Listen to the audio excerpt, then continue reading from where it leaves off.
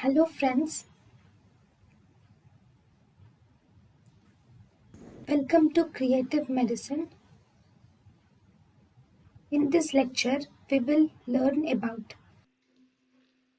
Now, if you see the clinical features of Schatzki's ring, in the Schatzki's ring, for the clinical features of Schatzki's ring, patients with Schatzki's ring mostly they present with dysphagia, and this dysphagia is present mainly for the solid foods only. This dysphagia is usually for solid foods only, and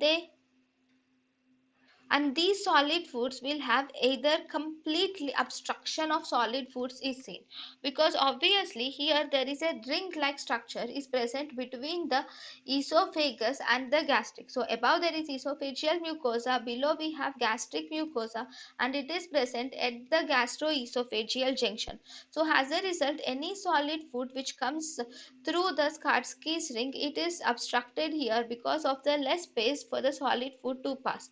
So as a result, the patient presents with episodic aphasia. What does this episodic aphasia means? Episodic aphasia means there is intermittent obstruction of the ring is present by large meat particles. All the large meat particles will get obstructed intermittently in the Schatzki's rings.